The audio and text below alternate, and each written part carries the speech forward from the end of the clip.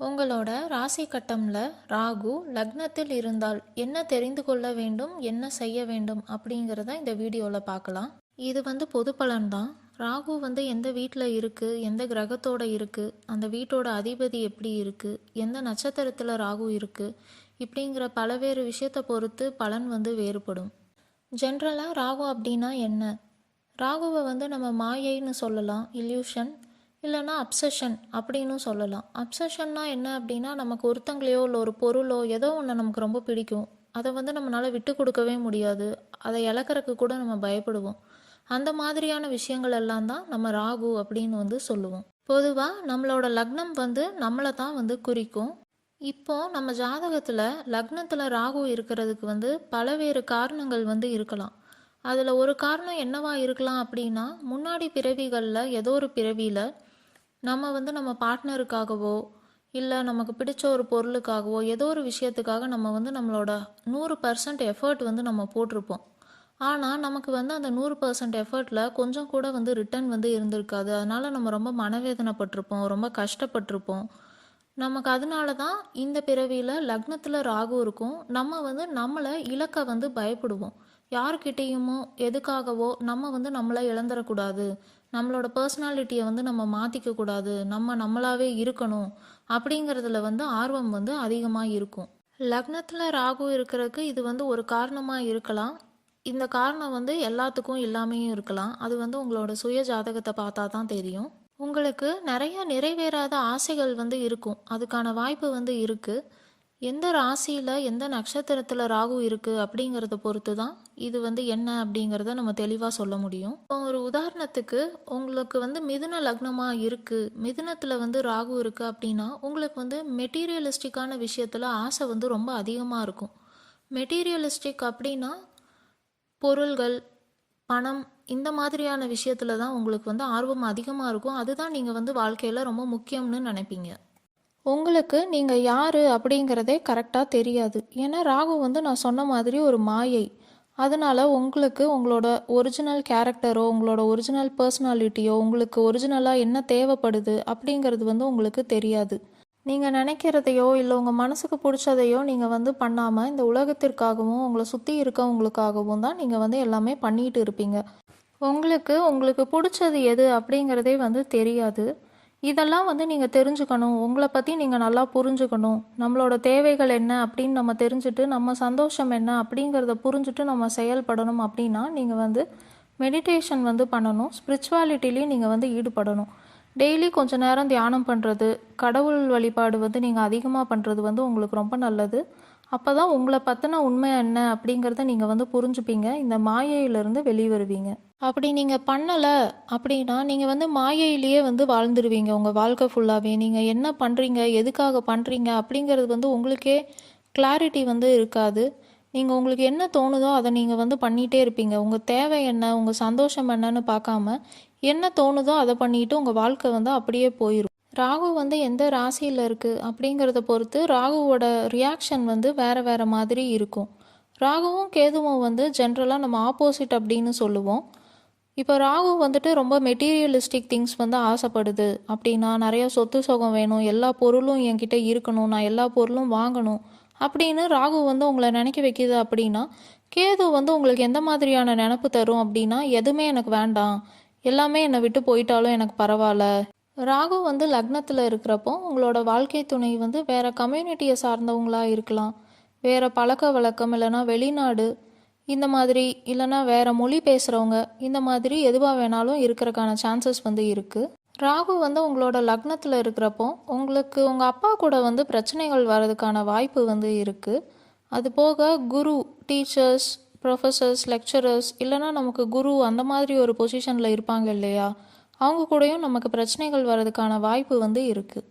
ராகு இருக்கிற வீட்டோட அதிபதி எங்கே இருக்குது, அது ராகுக்கு சப்போர்ட் பண்ணுற மாதிரியான அமைப்பில் இருக்கா அப்படிங்கிறத நம்ம பார்க்கணும்.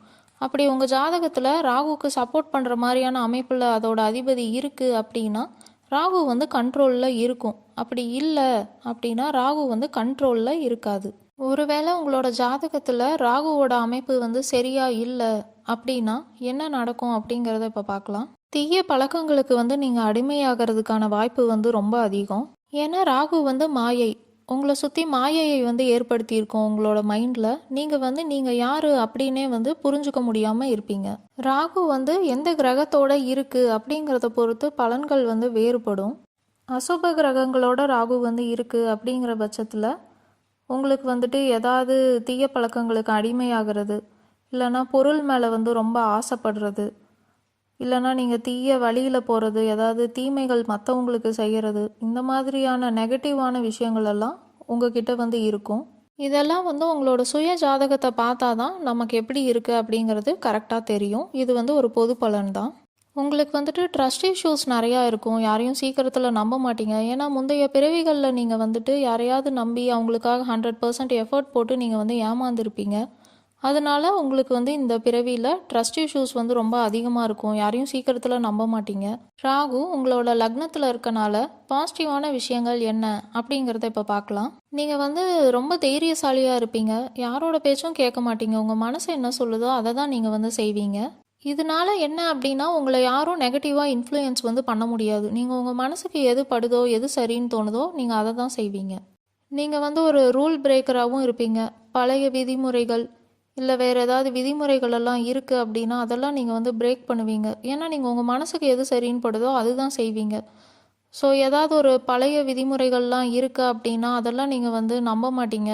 அதுபடி நீங்கள் செய்ய மாட்டீங்க. உங்களோட 42 வயதுக்கு மேலே தான் உங்களுக்கு வந்து உங்களை பற்றியே நல்லா தெரியும். நீங்கள் வந்து நீங்கள் யார் அப்படிங்கிறதவே கரெக்டாக புரிஞ்சுக்குவீங்க. ராகு லக்னத்தில் இருந்தால் எந்த மாதிரியான பலன்லாம் உங்களுக்கு இருக்குது அப்படிங்கிறத நம்ம பார்த்துட்டோம். இப்போது ராகு லக்னத்தில் இருக்கும்போது நம்ம என்ன செய்யணும் அப்படிங்கிறத பார்க்கலாம். ராகு வந்து உங்களுக்கு மாயையை ஏற்படுத்தும். நீங்கள் வந்து அந்த மாயையில் வந்து இருக்கக்கூடாது. நீங்கள் வந்து அமைதியாக இருக்கணும். எதுனாலும் நீங்கள் வந்து யோசித்து வந்து பண்ணணும். நீங்கள் வந்து அப்புறம் உங்களை பற்றியே ரொம்ப யோசிச்சுட்டு ரொம்ப செல்ஃபிஷாக அந்த மாதிரி இருக்கக்கூடாது. அப்புறம் வந்துட்டு பொருளுக்கு, பணம், வசதி, சொத்து இந்த மாதிரி இதுலேயே மட்டும் ஆசைகளை வந்து வைக்கக்கூடாது. உங்களோட மைண்டை வந்து நீங்கள் காமன் ஸ்டேபிளாக வைக்கணும். உங்களோட மைண்டு வந்து ஒரு டைமில் இப்படி யோசிக்கும், இன்னொரு டைமில் அப்படி யோசிக்கும். அந்த மாதிரியெல்லாம் இல்லாமல் ஒரு நடுநிலைமையில் உங்கள் மைண்டை வந்து நீங்கள் வைக்கணும் பேலன்ஸ்டாக. அதுக்கு நீங்கள் என்ன பண்ணலாம் அப்படின்னா நீங்கள் வந்து தியானம் பண்ணலாம், கடவுள் வழிபாடும் பண்ணலாம். இது ரெண்டும் பண்ணி நீங்கள் உங்கள் மைண்டை வந்து பேலன்ஸ்டாக ஸ்டேபிளாக வைக்கணும். அப்போ தான் உங்களால் கரெக்டான முடிவுகளை வந்து எடுக்க முடியும் வாழ்க்கையில். மற்றவங்க என்ன சொல்கிறாங்க, என்ன நினைக்கிறாங்க அப்படின்னு இல்லாமல் உங்களோட மனசுக்கு என்ன செஞ்சால் உங்களுக்கு சந்தோஷம், நிம்மதி கிடைக்குதோ அது என்ன அப்படிங்கிறத நீங்கள் வந்து மெடிடேஷன் மூலமாகவும் கடவுள் வழிபாடு மூலமாகவும் நீங்கள் வந்து தெரிஞ்சுக்கணும். ராகு வந்து லக்னத்தில் இருக்கிறது வந்து நல்லதில்லை அப்படின்னு வந்து பொதுவாக நம்மளால் சொல்ல முடியாது. அது எந்த கிரகத்தோடு சேர்ந்து இருக்குது, அதோட அமைப்பெல்லாம் எப்படி இருக்குது அப்படிங்கிறத பொறுத்து தான் சொல்ல முடியும். ஏன்னா ராகு இங்கே இருக்கிறது வந்து உங்களுக்கு ரொம்ப தைரியத்தை வந்து கொடுக்கும். அதனால் நீங்கள் வாழ்க்கையில் என்ன சாதிக்கணும்னு நினைக்கிறீங்களோ அதை வந்து உங்களால் சாதிக்கவும் முடியும். ராகு இங்கே இருக்கிறதுனால என்னென்ன நெகட்டிவ் திங்ஸ் இருக்குது அப்படின்னு நீங்கள் யோசிக்காமல் அதோட பாசிட்டிவ் என்ன அப்படிங்கிறத நீங்கள் வந்து நினச்சிக்கணும். அதோட பாசிட்டிவை எடுத்துக்கணும். நெகட்டிவாக இருக்கிறது எல்லாமே நீங்கள் வந்து ஸ்பிரிச்சுவாலிட்டி அண்ட் மெடிடேஷன் மூலமாக நீங்கள் வந்து கிளியர் பண்ணுறதுக்கு யோசிக்கணும்.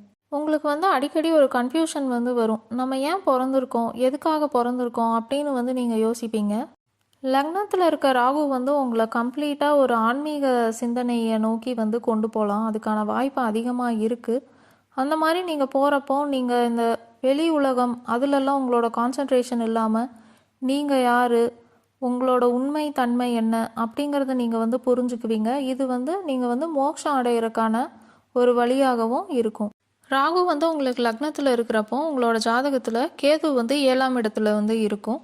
இப்படி இருக்கிறப்போ உங்களுக்கு வரப்போகிற வாழ்க்கை துணை எந்த மாதிரி இருக்கணும் அப்படின்னு நீங்கள் நினைப்பீங்க அப்படின்னா ரொம்ப ஒரு அர்ப்பணிப்பாக இருக்கிறவங்க, ரொம்ப உண்மையாக இருக்கிறவங்க, உங்களுக்காக என்னன்னாலும் செய்யறதுக்கு ரெடியாக இருக்கிற ஒருத்தங்க தான் உங்களுக்கு வாழ்க்கை துணையாக வரணும் அப்படின்னு நீங்கள் நினைப்பீங்க. நீங்கள் எதிர்பார்க்குற மாதிரியான அர்ப்பணிப்பு வந்து உங்கள் பார்ட்னர்கிட்ட இல்லை அப்படின்னா உங்களோட திருமண வாழ்க்கை வந்து நல்லா இருக்காது.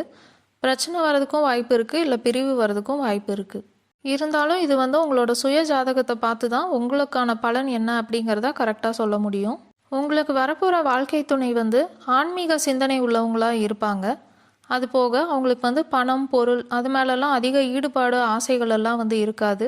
ரொம்ப ஒரு அர்ப்பணிப்பு குணம் கொண்டவங்க, அதுக்கப்புறம் ஆன்மீகத்தில் ஈடுபாடு உள்ளவங்க தான் உங்கள் பார்ட்னராக வந்து அமையறக்கான வாய்ப்பு வந்து அதிகமாக இருக்குது. நீங்கள் வந்து சிவன் வழிபாடு, விஷ்ணு வழிபாடு, குரு வழிபாடு பண்ணுறது வந்து உங்களுக்கு ரொம்ப நல்லது. ராகு வந்து பொதுவாக தீய கிரகம் அப்படின்னு தான் நம்ம சொல்லுவோம். ராகு வந்து உங்களை கண்ட்ரோல் பண்ண நினைக்கும். உங்களோட மைண்டு, உங்களோட தாட்ஸ் எல்லாத்தையும் ராகு வந்து கண்ட்ரோல் பண்ண நினைக்கும். நீங்கள் ராகுவோட கண்ட்ரோலில் இல்லாமல் இருக்கணும் அப்படின்னா நீங்கள் வந்து கடவுள் வழிபாடு பண்ணுறீங்க, மெடிடேட் பண்ணுறீங்க அப்படின்னா தான் நீங்கள் யார், உங்களோட உண்மை என்ன அப்படிங்கிறத உங்களால் வந்து புரிஞ்சுக்க முடியும். அப்போ தான் ராகு வந்து கண்ட்ரோலில் வந்து இருக்கும். ராகுவோட தீய பாதிப்பில் இருந்து வெளிவரணும், இல்லை ராகு வந்து உங்களை எந்த கஷ்டமும் படுத்தக்கூடாது, உங்களை ரொம்ப கண்ட்ரோல் பண்ணக்கூடாது அப்படின்னு நீங்கள் நினச்சிங்க அப்படின்னா நீங்கள் வந்து மெடிடேட் பண்ணுறதும் கடவுள் வழிபாடு பண்ணுறதும் உங்கள் வாழ்க்கைக்கு வந்து ரொம்ப நல்லது. ராகு வந்து லக்னத்தில் இருக்கனால உங்களுக்கு வந்து ஜென்ரலாகவே இந்த பயம் வந்து இருக்கும். நம்ம வந்து நம்மளை இழந்துருவோமோ, நம்மளோட கேரக்டர், நம்மளோட பர்சனாலிட்டி எல்லாம் வந்து சேஞ்ச் ஆயிருமோ அப்படிங்கிற மாதிரியான பயம் வந்து உங்களுக்கு இருக்கும். ஆனால் நீங்கள் அந்த மாதிரியெல்லாம் எதுவும் நினச்சி பயப்படவோ கவலைப்படவோ வேண்டாம். நீங்கள் வந்து கடவுள் வழிபாடு வந்து பண்ணுங்கள். ஆன்மீக சிந்தனை வந்து அதிகமாக உங்களுக்குள்ளே நீங்கள் வந்து கொண்டு வாங்க. அப்படி இருக்கிறப்போ ராகு வந்து கண்ட்ரோலில் தான் இருக்கும். ராகுனால் வந்து உங்கள் வாழ்க்கையை வந்து பெருசாக எதுவும் பாதிக்க முடியாது.